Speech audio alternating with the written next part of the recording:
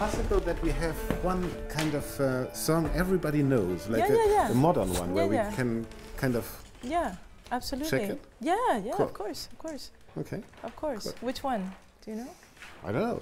You choose. What is it? Hier, sag mal, was ist ein famous song you know? Universal. Love Me Tender. Yellow Submarine. Yellow Submarine. No. La la la la la la la la la. Yeah, it could be. Yeah. La la la la la. Yeah. It's actually a good one, isn't it? How does it go? No? Yeah, no? Yellow Submarine. Yeah, no? Yellow Submarine. Yeah? That's Okay. it. So maybe Haydn would have done, let's see.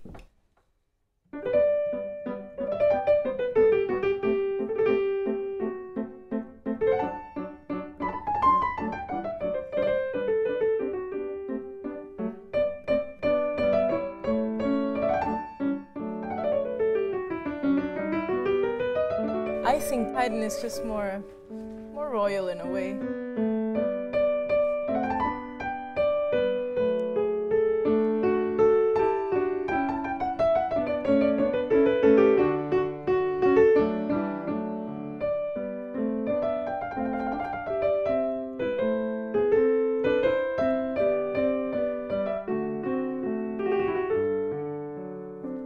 Something a little bit more elegant, no? And then Mozart would have probably taken it a step further, the Enfant Terrible, so maybe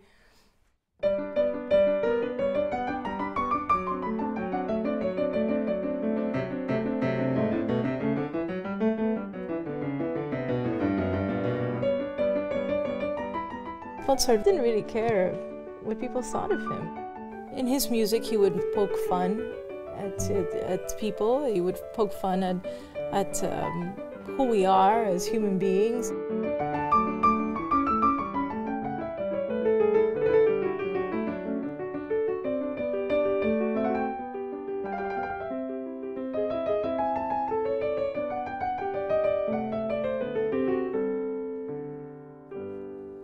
Maybe something like that. And then Beethoven with his kind of raging bull inside, you know?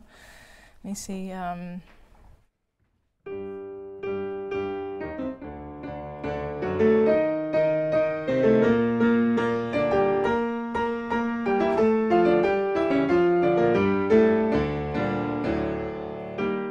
Beethoven was more confronting with his music and also with his political views and how he implemented it in his music, you know, his protests. This is a real struggle in his music.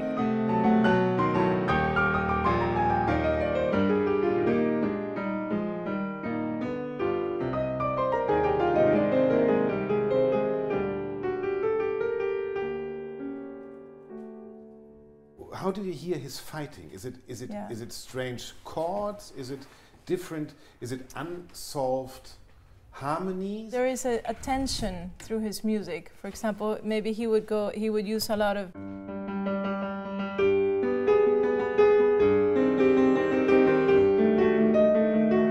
then maybe he would throw in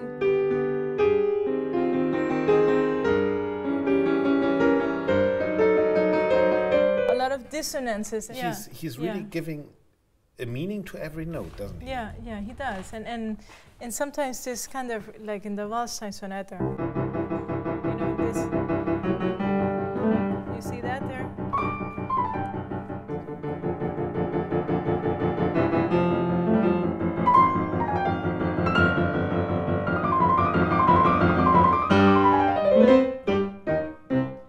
So this tuk, tuk, tuk, tuk, tuk, all the time, you know, it's something that he uses all the time. It's penetrating. Or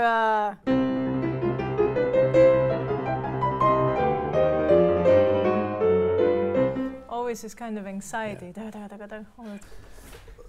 The question of inspiration, and perhaps we start with you in this topic. I mean, you wrote this Ex Patria, for example. Mm-hmm.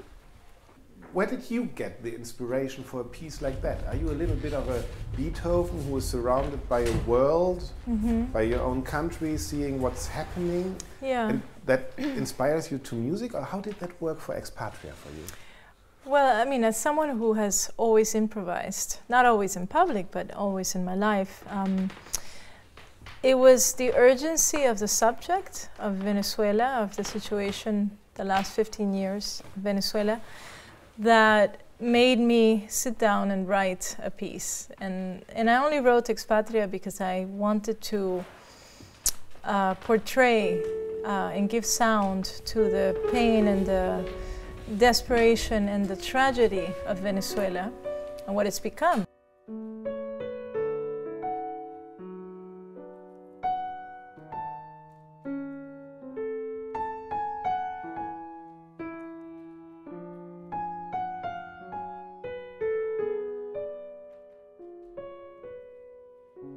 Let's take Venezuela. You know, Beethoven. There's an orchestra financed by the government, which is not always really treating its people well.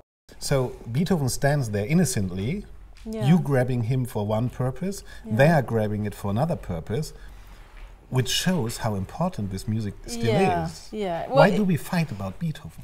In this case, the message is innocent, the messenger is not.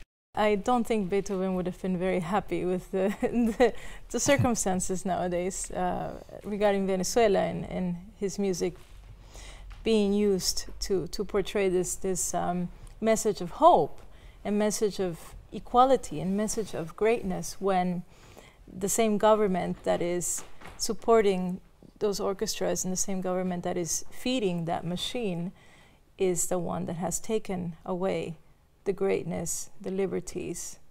Even the life of your countrymen. Yes, exactly. Yeah. What do we have to do to get our Beethoven back from them, from these testosterone dwarfs? God, you know, I play it, perhaps. Play it, but also talk about it. Talk about it. Don't give your back to what is happening in society, in your country, in the world. You know, talk about the injustices and shine a light to it. Don't ignore it. I think the worst thing is silence, and I'm sure that if Beethoven was alive today and he saw what was happening worldwide, he would be writing furiously against it. His music is not meant to be used as propaganda for anything.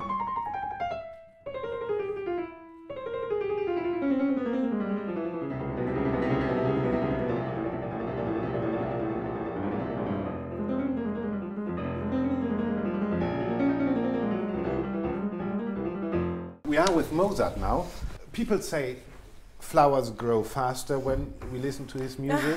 People say cows give more milk when they listen to his music. And some people say there is a secret in Mozart's music. So I don't want anything less from you now to reveal the secret of Mozart to us. The secret of Mozart.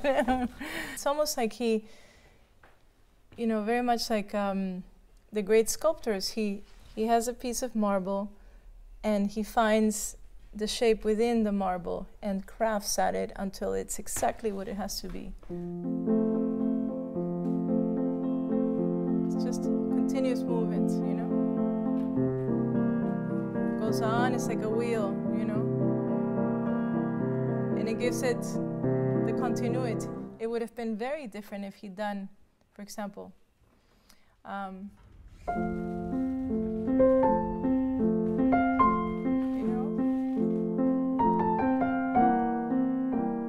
different. It doesn't have the air that the original has. So do you agree that left hand and right hand are 2 times nothing and together magic happens? No, I think they're individuals completely. The left hand is very operational. It continues and continues and continues. Now the right hand brings the mystic, the emotional voice, the one that touches your heart. You know, this, it's not going to take you anywhere, you know? But when you add this, it's perfect, you know?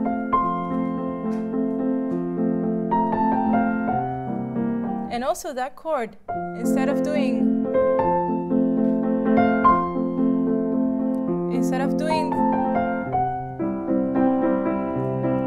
that's completely different feeling. I think Mozart's music has an order, and I'm sure neurologically it changes patterns.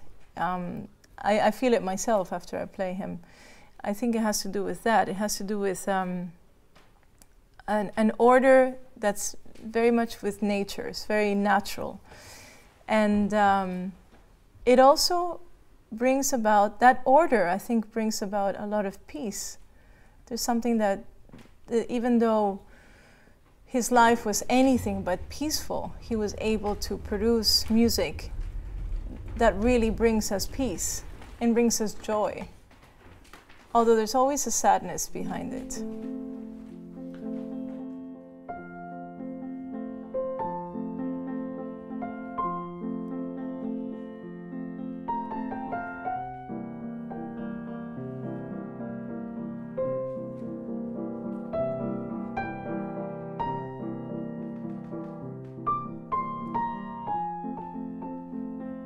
There's a purity